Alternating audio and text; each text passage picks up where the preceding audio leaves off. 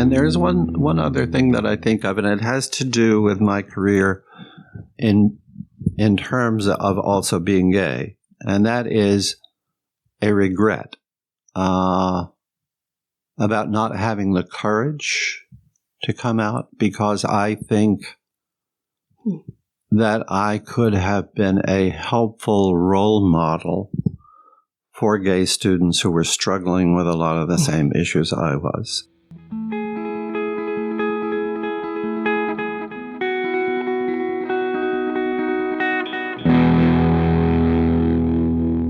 You just heard Roy Hopkins, Professor Emeritus from St. Mary's College of Maryland in St. Mary's City, Maryland.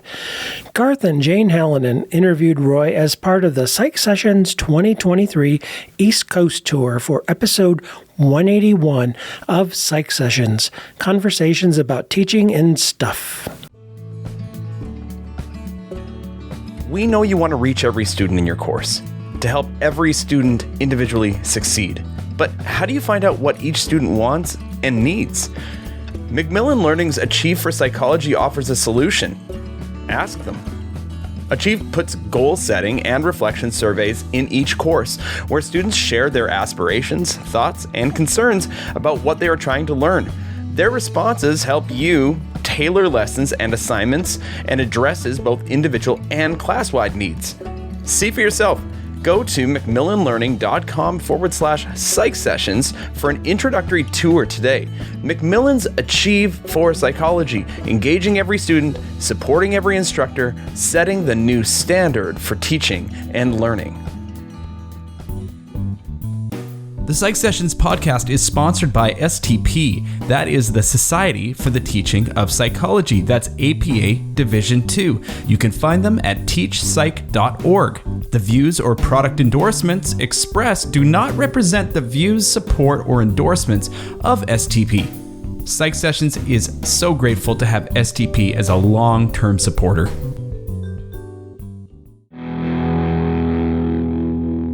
Hi folks, Garth here, and Jane Halonen and I had the opportunity to interview Roy on a recent East Coast trip in summer of 2023, and Jane is with me today. Jane, your dear friend Roy, and an amazing contributor to the teaching of psychology. Can you just tell us a little bit about Roy? I can. He is a developmental psychologist who is a textbook author, but I got to know him because he wisely, and he probably would say foolishly, agreed to host the St. Mary's Conference, which was one of the first invitational conference of a huge size. It was monstrous to try to manage. And he and I got to know each other really well. And I do consider him probably my longest standing crush in among my colleagues. Just a wonderful man.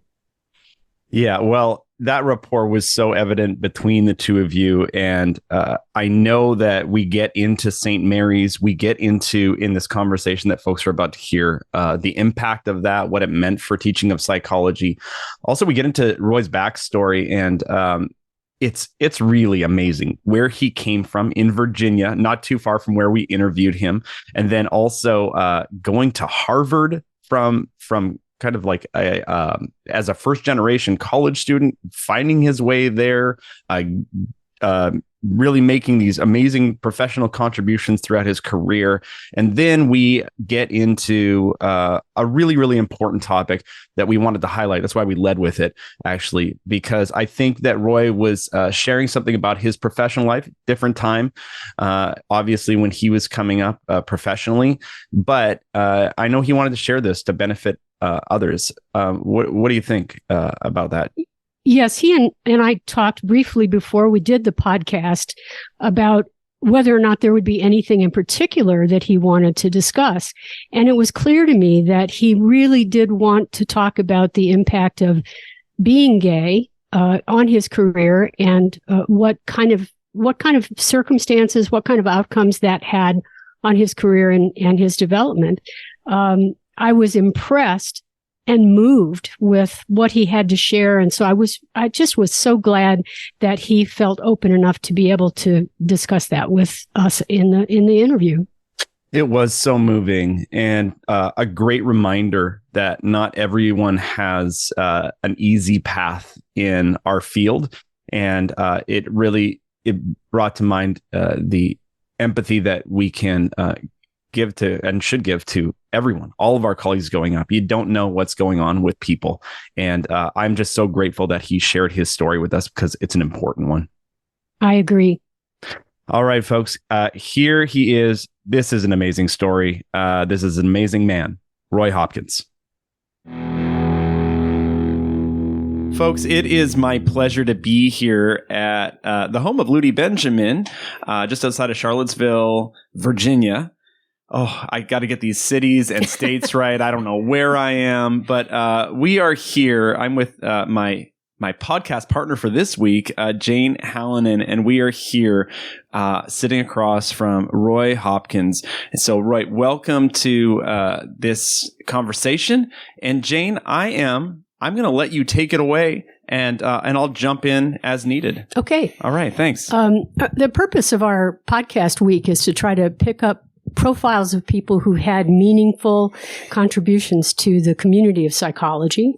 And when we knew we were going to be in Charlottesville, it seemed like an obvious thing to ask you if you would be willing to be a subject of the interview, in part, not just because of the history that you had at St. Mary's of Maryland, where you taught for many years, but I got to know you through the St. Mary's conference, which was an APA project, which feels like about 1 million years ago. It seems a long time ago. Yeah. And so being able to talk a little bit about that and your background and what your teaching career has been like, what the ups and downs have been. So we're really grateful that you agreed to participate. Well, glad to do it. Yeah.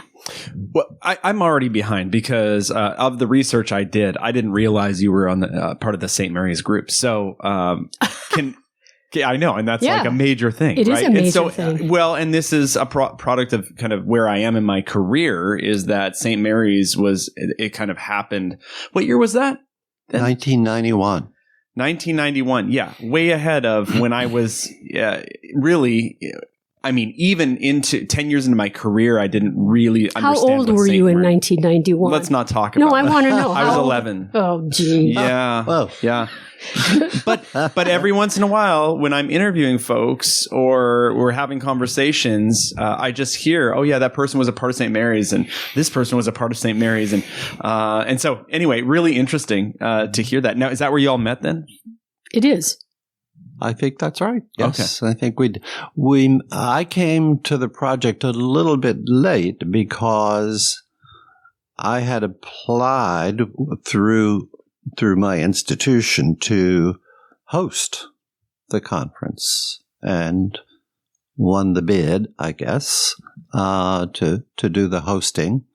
And after that point, I joined the select committee or the executive. What did you call it? I think we were a task force, the Committee on Undergraduate Education Task Force. Yeah, that was my first major APA assignment, was to be part of that group. It was the Committee on Undergraduate Education, which folded the moment I was appointed. I thought I was personally responsible for that. But their swan song project was going to be the St. Mary's Conference. Mm-hmm. And so Ben and I were both on, Ludi Benjamin and I were both on that committee. And we were part of the group that decided where it would be and who would come. And for me, I don't know how old I was, a lot younger than I am now. It felt like this huge responsibility, but I do remember meeting you when you came to meet with the committee to talk about how your life was about to change. Oh, and it did. Yeah. So can you talk a little bit about why did you apply to do that? Why were you willing to take on that kind of responsibility? Okay, I said I wasn't going to talk about Ben, but he really was instrumental in encouraging. He had visited me at St. Mary's, and he knew a bit about the campus, and he knew a bit about the liberal arts mission and the undergraduate mission, of course. And I think he respected the psychology department there. So all of those were factors. I saw it as an opportunity to get more involved with the APA and get more involved nationally in undergraduate education. So those were some of the reasons that I applied for it. What was the charge of St. Mary's? Do you remember why it piqued your interest?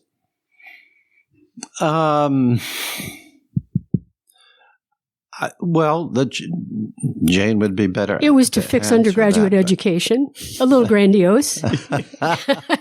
It was to set the course for the next decade or two on what would be best practices for undergraduate education. Yes, it wasn't the first gathering of academics to look at undergraduate education, but I think it was the first invitational gathering. And so the call for participants went out, and to get selected, you had to have done something creative, which was an interesting criterion. So out of all the people who applied, you had a pile of really great ideas from people, and you had some folks who applied and talked about stuff they would do but hadn't done, and we didn't ask them to come. Then you ended up being divided into specific groups to focus on your area, whether it was advising, or in my case, I was in assessment, and your obligation was to write a book chapter within a week. Yes, it was to be done before the end of the Before you got on the plane. Yes. And how many folks were a part of that group? You remember? I don't remember. Quite a few. I'm going to say 60. 60 was about where I was thinking. 60. Yeah, okay. I mean, it was large enough to divide into groups and cover a fair number of issues that were important for undergraduate education, but small enough that by the end of it, pretty much everyone knew everyone else, I think. Yeah. And what group were you a part of? I was a part of, I don't remember what curriculum. we called it. Weren't you curriculum? I know that my writing was about the history of developments in curriculum. I'm not sure why I remember that specifically, but yeah, fascinating. Yeah, because that model has continued on over time. It has, right? Yes. And was St. Mary's kind of the first one? I think it was the first time that there had been that invitational, come do the work hard, play hard. We did play hard. And it was, in our memories, it was a pretty flawless execution. Now, your situation was different since you were managing. Right. And I had to contend not only with the 60 or so members of the delegations, but with my own institution.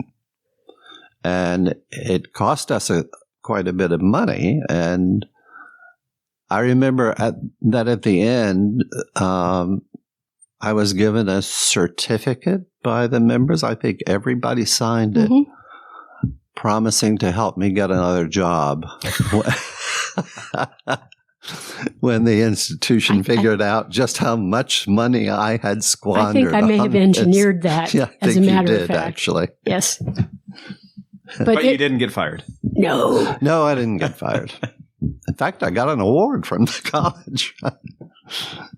It was a really well-organized event, but our friendship developed in part because I ended up having a crush on him. I'm going to confess that publicly. And so I would use my early morning insomnia to track him down and talk over. And we had some wonderful conversations. So coffee in the morning. And that became a reliable event. Start my day with Roy. How long did St. Mary's run? It was a week, was it? Or I think 10 it was days? a week. I think it was a week. Oh, how much fun is it that? Was. And we were all housed in townhouses at the college.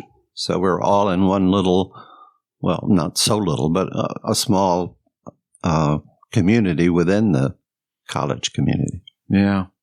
Wow. That's really interesting. It was a great experience. Yeah. Those are, I wonder if those are done. I don't know. It seems like the landscape has changed. Well, I think the Blueprint conference that was held a few years ago was in the same vein. And I would imagine APA kind of likes the idea that something like this happens every 10 years or so. So it wouldn't surprise me if there's something looming maybe in 3 or 4 years. And you and I both know because of all the guidelines work that has been going on, there might be something brewing in connection with that. Sure. And there are so many changes associated with technology in education now. I should think that it would be time to consider that and how it affects undergraduate education. Yeah, I guess I'm, and we can move on from this, but I think about what Zoom meetings have done to give us an out to bring people together. But think about the fruit of a St. Mary's conference and where all those 60 people, the contributions they went on to make because APA invested in that. It was APA, right, that invested in invested, yes, sort of invested. Well, St. Mary's Actually, did a lot of St. investment. Yeah, okay, fair enough, yeah. It was an interesting funding model. APA sponsored, but St. Mary's paid. Okay. Yes, which was the reason I needed that certificate for help getting another job. Oh wow! Okay, so you all meet there, and then, but Roy, you'd been teaching for a while at that point in time. I had been teaching for a while at that time, almost 20 years by that time. Yeah. Okay. I'm an old guy. Well, this might be a good time to do a little backstory. Can you tell us about how you ended up being a professor of psychology, what your family background was? I can attempt to do that. Okay. I was a first-generation college student and really didn't have a perfect idea of what it would be like to go to college. I only applied to one college, probably a fairly stupid approach to getting an education, although maybe more typical than it would be now. I applied to the University of Virginia. I thought, I'm a Virginian. Surely I can get into the University of Virginia. That shouldn't be a problem. And in fact, I came from a family that was poor. And so I needed scholarship help. Didn't get any help really from my family from a financial point of view. Got several scholarships. The most important one being what was called a DuPont scholarship. The DuPont Corporation and family had established some sort of fund to pay tuition and a stipend for one person from each congressional district in Virginia. And I won it for my congressional district.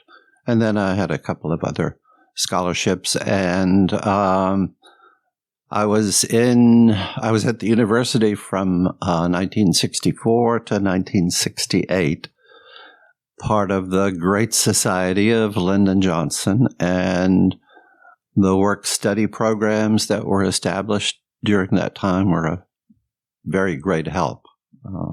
So I stayed at the university during the summers to work on the work-study program, and we had housing, and got paid to do whatever it was that we were, whatever job we were assigned to do. Oddly enough, I was assigned to give X-rays at the university hospital. No training in radiology.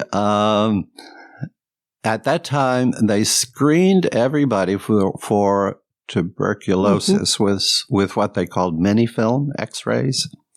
And the person who ordinarily did that was going on vacation for the summer. And so that was my job for the summer. I had a little office near the admissions office for the university hospital, and spent all day giving x-rays. I may have sterilized half the population of Charlottesville.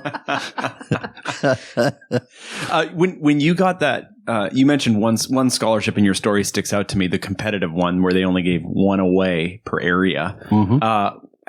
How did you apply for that scholarship, or do you remember what was being requested? Because I even think that for first-generation college students, the process of applying for things, we're naive to that. I'm a first-gen as well, and so do you remember any of that, what that was like? I don't remember the specifics of it. I imagine that there was a fair amount of guidance and counseling through my high school. I had a wonderful guidance counselor, actually, very wonderful woman. And she took a great interest in me. In fact, one of the smaller scholarships I got was through an educational sorority that she was a member of, and she had recommended me for. So I think that probably had a lot to do with it. I do remember a little bit about the process. I remember that there were 3 finalists for it, and we were all interviewed at the county courthouse by a committee of, I don't know how they were selected, but the chair of the committee was a judge. And they asked us various questions to see if we met whatever their criteria were. As a first-generation student in college, were you mystified by college culture, or did it make sense to you right away? There were some things about it that were not so much mystifications, but disappointments. At that time, and probably still, the university was very much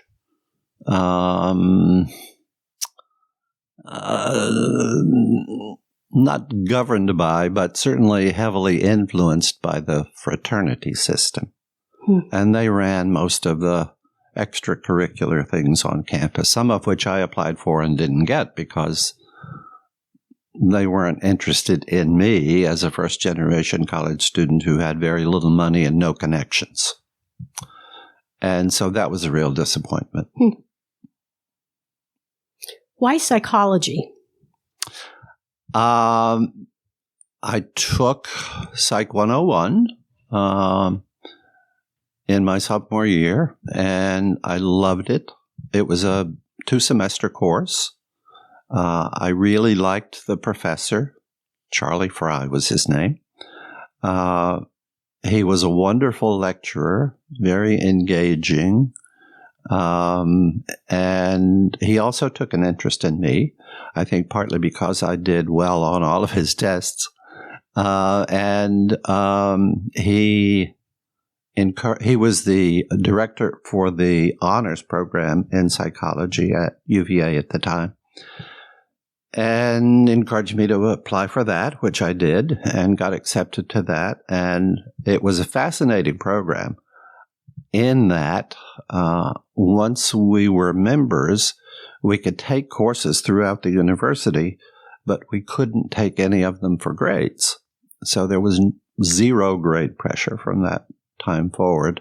With the caveat being that all of the courses that I took in psychology, I was required to take all the tests and do all the papers, and they were graded, and they kept informal track of all of that. So there was still some of that grade pressure. But in many ways, I think I got more attention from the faculty than the graduate students in psychology at the time. There were only 2 of us who were in the honors program in psychology, and I got to work with several of the faculty members doing research projects with them. I was a teaching assistant in at least 2 courses. As an undergrad, I did the grading for the tests, and One of the courses that I was the TA for was psychological testing, and so I did all of the supervision of the work for. Love that expression you have on your face. As a clinician, just some ethical quandary there. Sorry that it leaked out. And so, I mean, I loved that. I loved all of that experience. I had my own office in the psych building. At 20 years old or 21 years old, whatever. Yeah. Yeah. Did you find yourself, I hear a theme coming right now where you find yourself in a lot of positions that maybe somebody wouldn't necessarily, you're the radiologist who is not trained as a radiologist. You're the undergraduate, teaching your peers or scoring administering tests. Yeah, administrating clinical tests. Right. Right. Yeah. Well, it was a little distancing from my undergraduate peers. Mm-hmm. And it was also distancing from the graduate students who I think probably felt they ought to be doing what I was doing. Mm-hmm. Yeah. So what was it about that? You mentioned the Psych 101 course. Was it from that point on, you knew psychology was it for you? And did you have an idea of how far you were going to take it? Because it sounded like you had pretty good mentors around you. I had excellent mentors, yes. I think my answer to that would be I stumbled along in a lot of ways, going from one thing that might have been expected of me by other people to another thing that would have been expected of me. For example, applications to graduate school, I think, were expected by my faculty mentors, and I got a lot of encouragement from them for getting into that application process, and a lot of advice from them also about how to go about it and which places to apply to. Did you get accepted at all the places you applied to? All except one. Cornell said no. That's the one you remember. Well, I remember most of the others too. I got good financial help, good financial offers from most all of them. And at the time, the United States Selective Service System was breathing down my neck in the midst of the Vietnam War. And that certainly played a big part in my decision to go directly from undergraduate to graduate school. Initially, there were deferments for students who were going to graduate school, but they were eventually eliminated in favor of the draft lottery. I was called up for physical exams and psychological testing twice, and I got out of the draft finally by failing their weight limits. I was a real skinny kid at the time. So, in many ways, being skinny may have saved my life because I wouldn't have survived it. I don't see you as a soldier. I don't think that would have been a good thing. No. Yeah. No. What is that process? As much as you recall it, is there a lot of fear involved in that as you are considering that future for yourself? Like, I could be going to grad school. I could be fighting in Vietnam. Yeah, and there was fear associated with both of those things, but certainly a lot more fear associated with going to Southeast Asia. Yeah. And your number was extremely low, as I recall. 12. So you would have been a goner. I would have been a goner. Yeah. Wow. Okay. In your career, it sounds like you were a good student. you had some. You probably worked hard, but you also probably had some ability, a natural ability to do well at school. Do you run across, or in your career, did you run across those students who reminded you of you? Yeah, that's a good question. It is a good question. Well, certainly I ran across students who reminded me of me in some ways. But I can't think of I can't think of any particular person who really evoked the sense of, hey, this you're like me. Yeah. Mm-hmm. But I want to add to that it was also the case that I didn't think I fit in anywhere. In many ways along the way. I didn't fit into the university because of the fraternity system and at that time, Southern aristocracy who attended the school. I grew to love the educational process, and I think by then I knew that I needed education to escape the fate I would have suffered if I had stayed within my family and not gone to college. I would have ended up working in one of the many factories down in Southside Virginia at the time if I hadn't gone on to school. So I saw it as a way out. I was motivated, and I did work hard, and probably had some natural talent as well.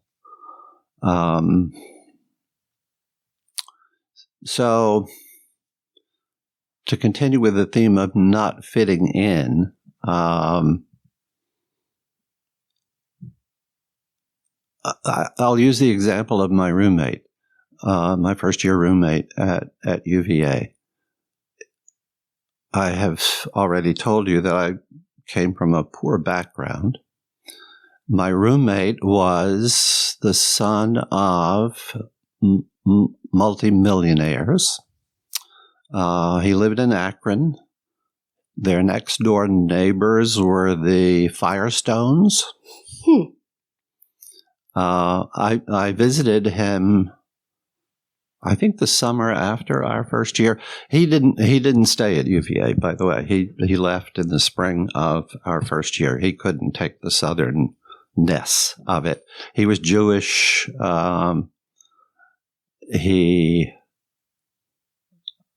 In retrospect, I can see that I had a crush on him at the time.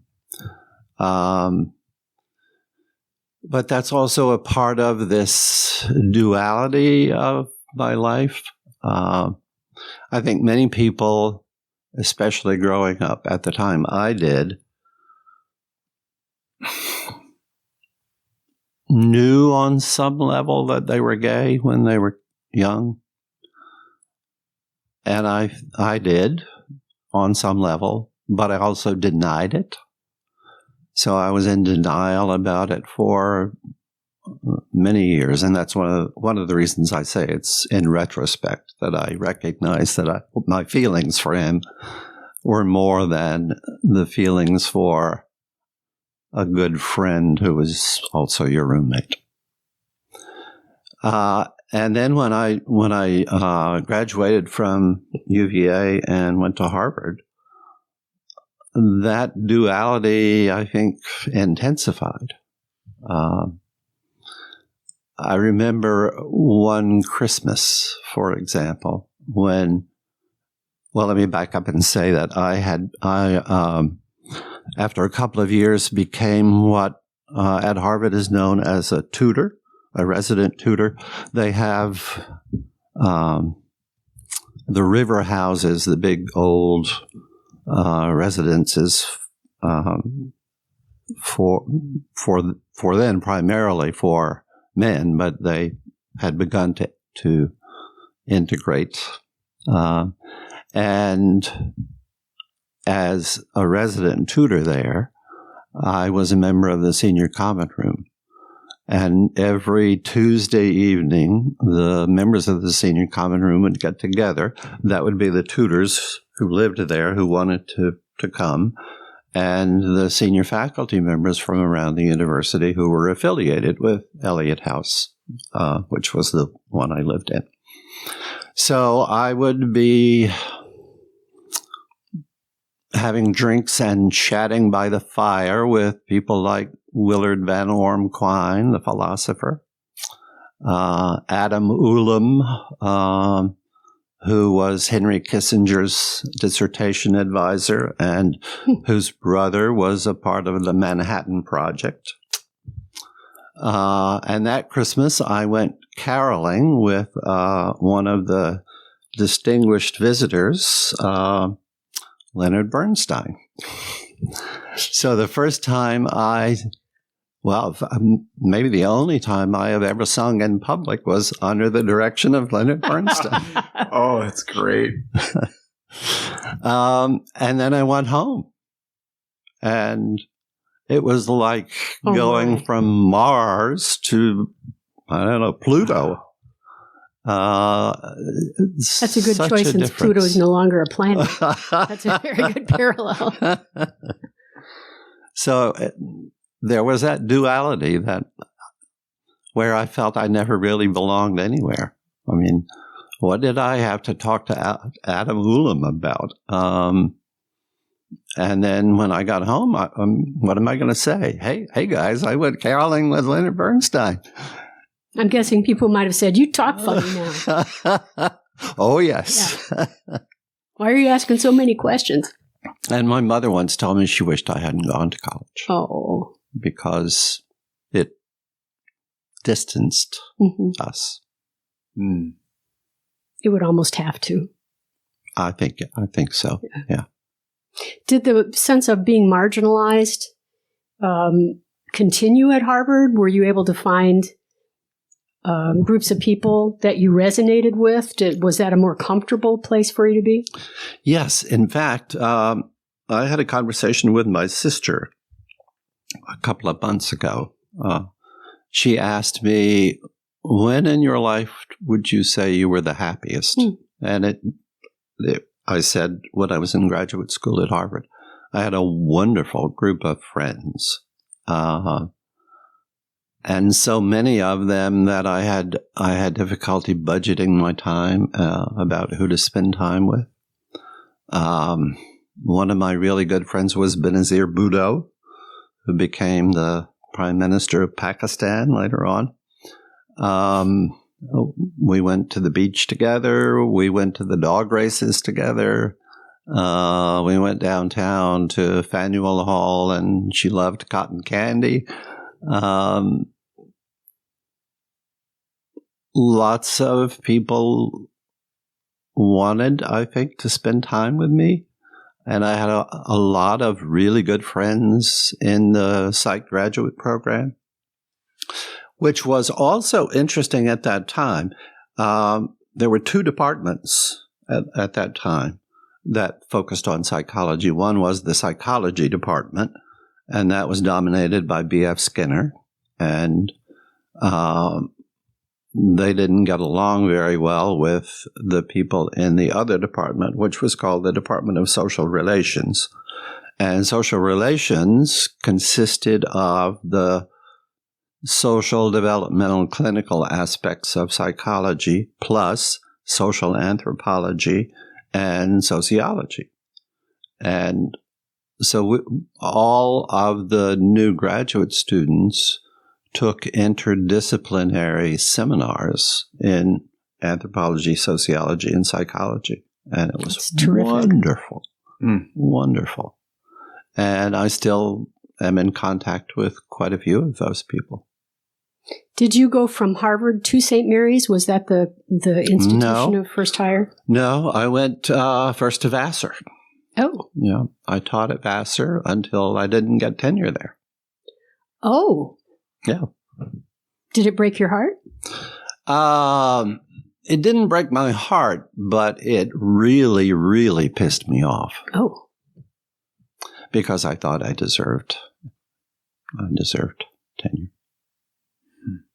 Were you ever able to figure out on what grounds they said you were not a keeper? Well, I think partly they had, they felt that you ought to be an excellent undergraduate teacher, but also do the caliber of research associated with a Division I university. Mm-hmm. And that's just, I don't think that can happen, or at least rarely can that happen.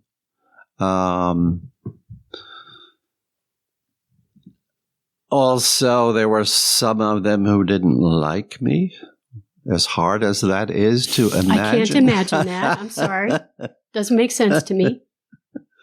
And what do you think that's about? Why would people not like a colleague like you?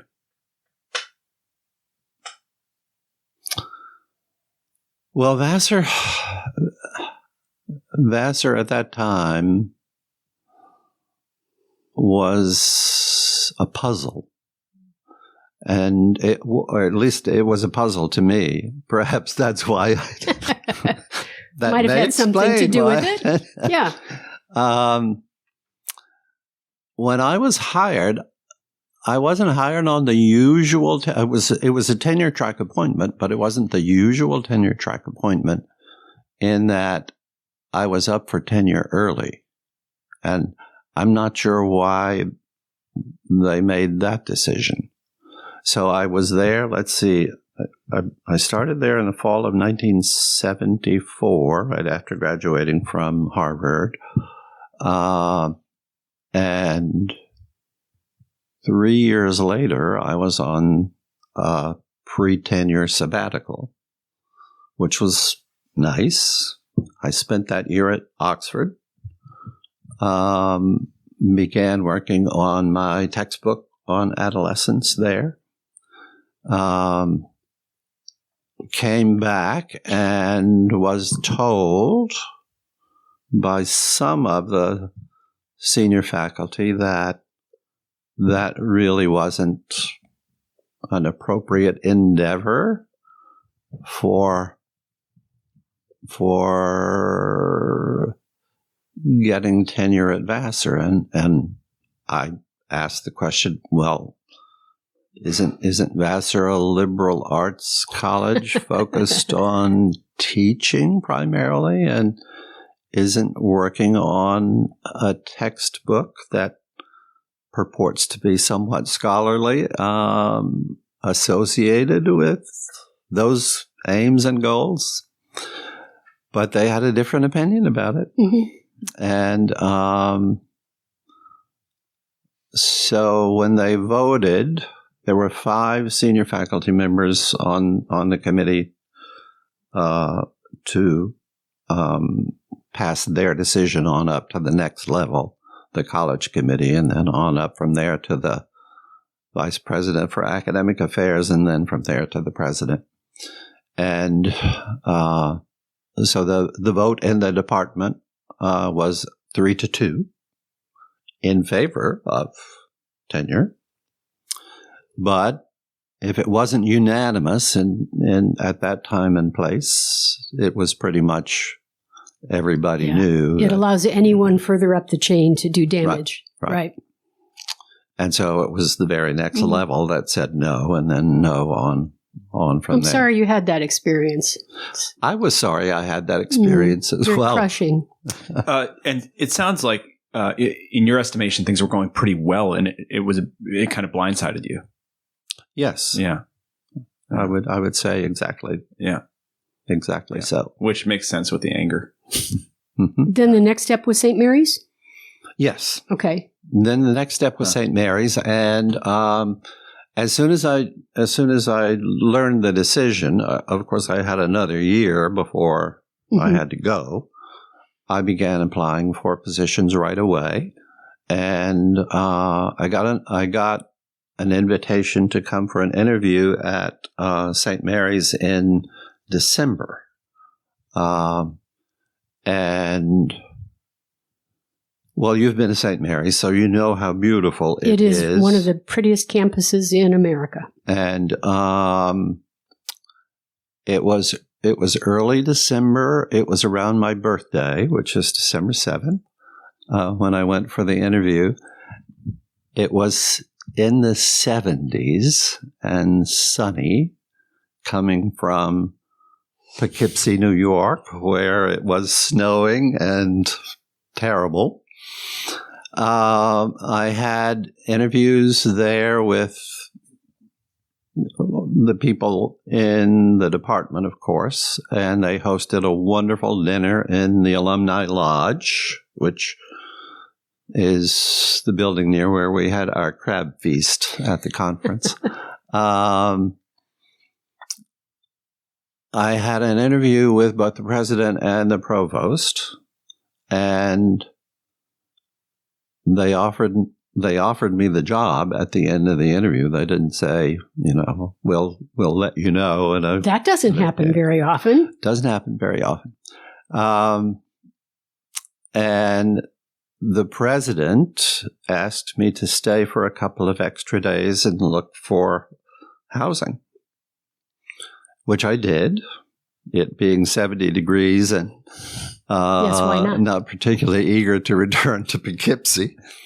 And it gave me such great pleasure to go to the chair of the department, who I knew was one of the people who had voted against me for tenure, and say, here's my resignation beginning in January, because they offered me the job to start in January. Sometimes karma is a really good thing. And then there's another little wrinkle to it, which was as soon as I got back home after I had accepted the offer at St. Mary's, I got a special delivery letter from the University of Adelaide in Australia, inviting me to come there for an interview for a week. And they said, you can take the first 3 or 4 days to adjust to the time frame, and then we'll do the interview. And that was for a combination of a teaching and administrative position. And I've often wondered what my life would have been like if I had done that instead of going to St. Mary's. I also briefly considered, why don't I just go there and have a nice little vacation?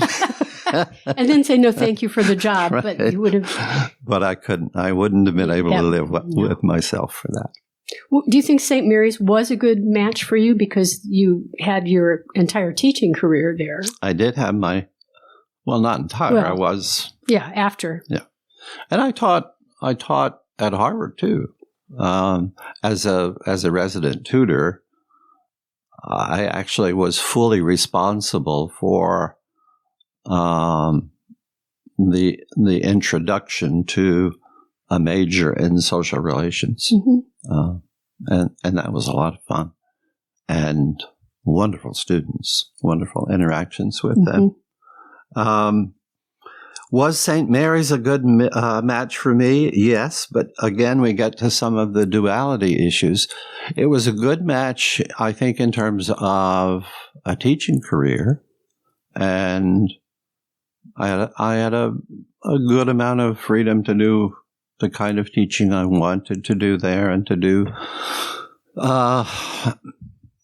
some experiments in teaching that I might not otherwise have been able to do.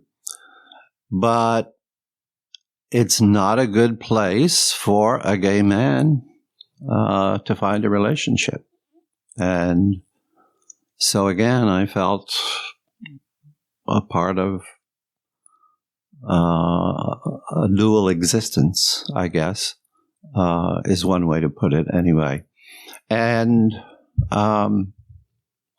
at that time, there were no employment protections for gay people. In fact, in Maryland, not until 2001. So I could have been fired for any kind of accusation or any kind of innuendo related to my sexuality, and therefore I had to be in the closet pretty deeply. And I was. And that is a sad part of my life. How did you, in retrospect, it's probably you make different meaning of it than you did at the time. At the time, did you know how painful that was? Oh, yes. I knew it was painful. Mm-hmm. Yeah. Have you been surprised at all by how things have changed? Or not changed? I should add that. Yeah. I've been greatly surprised at how fast things changed. When I retired to Virginia, I thought it would be decades before there would be any kind of real acceptance. And I was very pleasantly surprised, I would say shocked, when gay marriage became legal nationwide. I think a lot of us were pretty shocked at that. Now I'm very, very disappointed at what I see as a kind of retrograde movement against the LGBT community, especially in the South, but not just there. Mm-hmm. And I don't know where that's going to go or how it's going to end up. I hope it'll be a happier ending than I think it might be. Was higher education different than the general public was there something unique about St. Mary's being a religious institution or the culture of that place, or was it just representative of where we were at?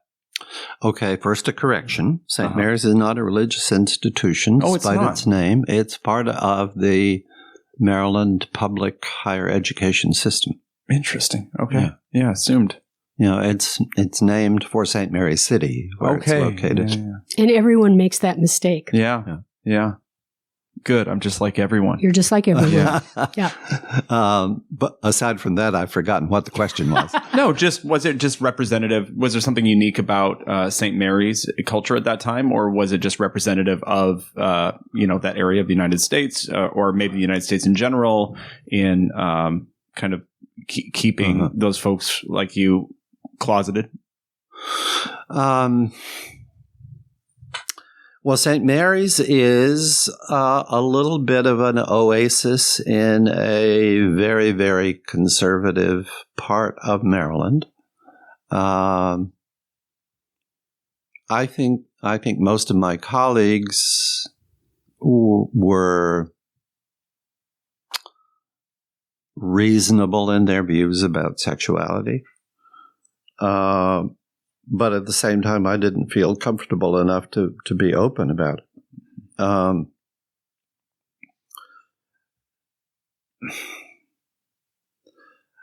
It's hard to answer that question because I didn't really come out to people there until quite late in my career. Well into the 1990s, I would say. Was there something that prompted you to make that decision to come out? No specific event, except I guess I just finally got tired. Mm-hmm. Yeah. I'm not going to live this way anymore.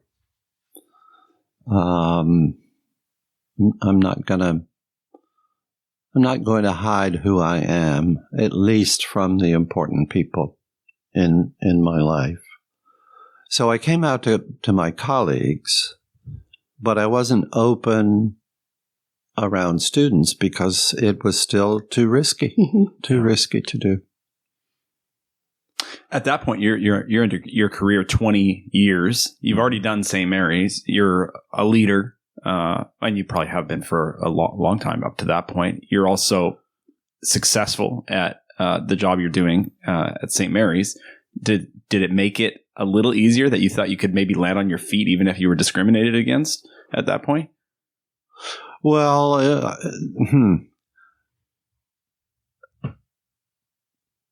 hypothetical here. Yeah. If I had some disgruntled student make an allegation, and it would have been untrue because I never even considered relationships with any of my students. I don't know how the college would have reacted. I don't know how the administration would have reacted, particularly because as a part of the higher education system in Maryland, they were very much under the thumb of the politics of the state, and so I don't know how it would have come out. I might well have been fired, and then where would I have gone? Yeah. So if you were exhausted by living under the radar, did coming out make a difference in your sense of fatigue, and did you feel liberated by it, or was it not a big deal? How did you respond to the way people reacted to the information? It is such a process coming out. Mm-hmm. I've often wondered, and I was kind of thinking about it on the drive over. People often ask gay people, well, when did you know you were gay? When did you all know you were straight? I mean, is there a day when you say, oh, I'm straight?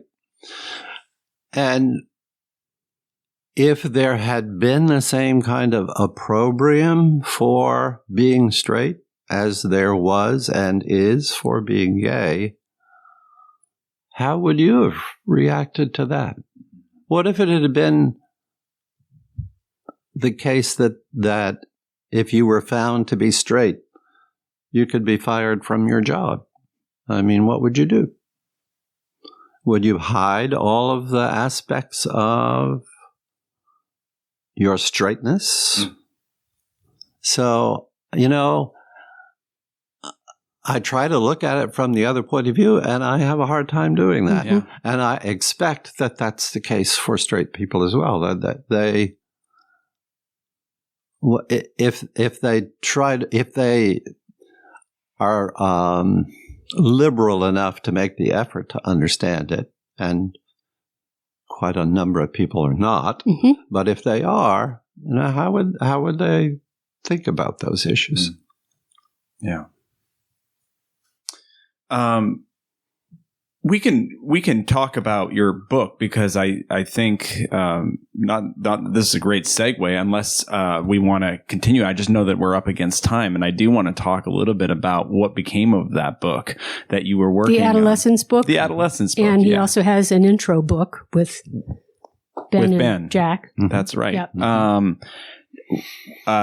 Where do you want to start with those projects? Was the Adolescence book first?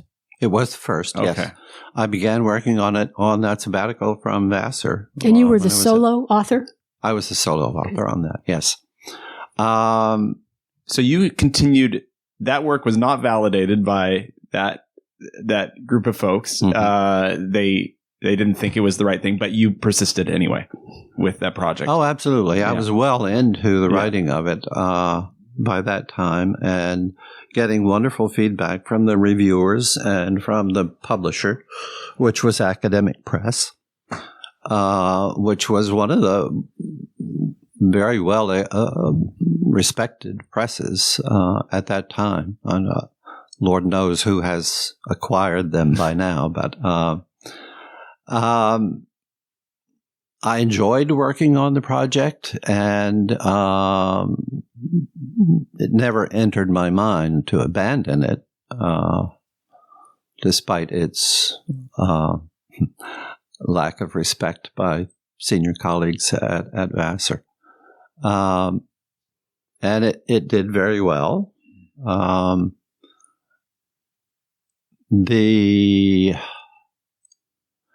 of my favorite times in New York was when I went up for the party around the time of publication, and they took me to what's the name of the restaurant? It's right across the river from Manhattan in Brooklyn. These were the days when publishers actually spent money celebrating the completion of a work. Yes, which and doesn't happen so much anymore. We had a fabulous dinner. There were about 6 of us in the group from Academic Press and me, of course, and there was a lot of lubrication with alcohol. Just an absolutely wonderful time. And I felt so special to be entertained in this way and validated, I guess I would say, in that way. So that was a very good experience. And my initial editor, Joan Goldstein at Academic Press, had left to go to Springer Verlag, and Jim Anker became then the editor for that project. And it was Jim who brought Ben and I together to work on an introductory psychology That's book. how you met through that project? Mm-hmm. Mm-hmm. And I'd never thought about really continuing in publication in psychology in the textbook area, other than I figured I'd probably do another edition of the adolescence book. I had offers to do developmental psychology books and introductory psychology books, and again, I felt validated in terms of professionals in the publishing world having some respect for my work and the way I wrote. So it was I would say the adolescence book really paved the way for a new track in my career, and one that I'm glad I had. Yeah. How many editions did you do of that book? Well, I only did the one. Mm-hmm. Academic Press got acquired by somebody or decided to abandon the textbook work that they were doing. Jim Anker had moved to Macmillan, and then he moved again to another publishing house, and he offered, in fact, kind of pleaded with me to do another edition of the book with him. But I was so heavily involved by that time in working on the intro psych textbook, and its 2 additional editions, that I didn't have time to do that. Mm-hmm. As much as I would have liked to, I didn't have time to do it. During that era, it was almost like the publishers were chess pieces. That you'd be connected with one and they would move to a different company, and all bets are off. Right. I remember going around to the various conventions when they had the book displays, and every publisher had a booth, and I remember that they would look at my name tag and say, "Oh, could I interest you in doing a project for us? Yeah, let me buy you a cup of coffee, since you clearly can get things across the finish line." Right. Wow. So working on the intro psych book was so time consuming for me. I had a pretty heavy teaching load at a liberal arts college. That is so typical, that you have a pretty heavy teaching load.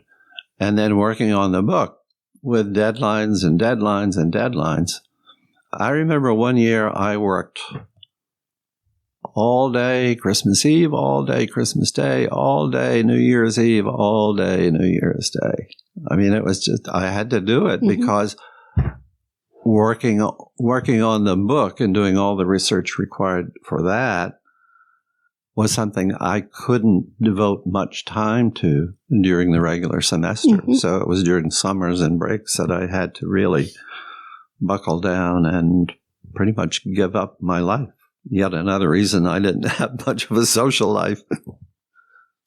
And then that forged the relationship with Ben, and you've kept that relationship, that friendship over the years, even beyond the textbook. Oh, absolutely. Yeah. Now we're in his basement. Now that we're in his basement, yes. I know we're almost out of time, and I'm wondering, have we asked you everything that we should? Or is there anything else that you'd care to share? Well, I could talk about various and sundry other things for a long time, but no, I think you've covered a lot of the highlights. Well, that's why there's part 2 sometime, right? It's true. He threatens part 2 a lot. I do. Well, I want to thank you. I told you at the beginning that we often get into professional stories, but I think too often as professionals, as academics, we don't bring our personal stories. We separate those things, and you actually done a really nice job in your story of telling us how that was, that actually created quite a lot of suffering to have to separate parts of our lives, but also the adjustment. And I think a lot of our students and students who listen to this, who are first generation, who find themselves in these academic institutions quite separated from their identities, or trying to take on new identities and managing that. I just think that your story is really going to be very helpful for people who are listening to that. And not everybody can maybe relate to your exact story, but I know even as you were talking, I'm thinking back over, what as a first generation college student, what I didn't have, all the things I was naive to, the things I'm still learning when I have conversations with folks like you.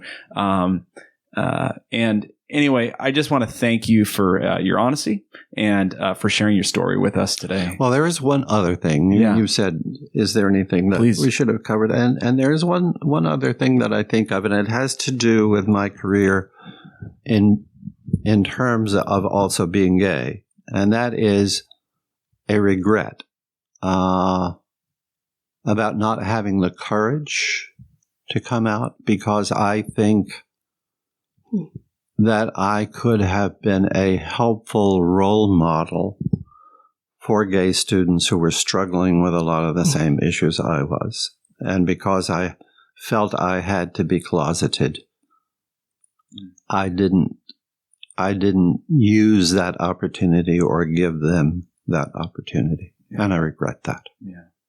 I really appreciate that answer, and I just want to reassure you that my crush is now 32 years old. Well, it's reciprocated, Jane. Thank you so much for doing this. We appreciate it. Thanks. It was a pleasure.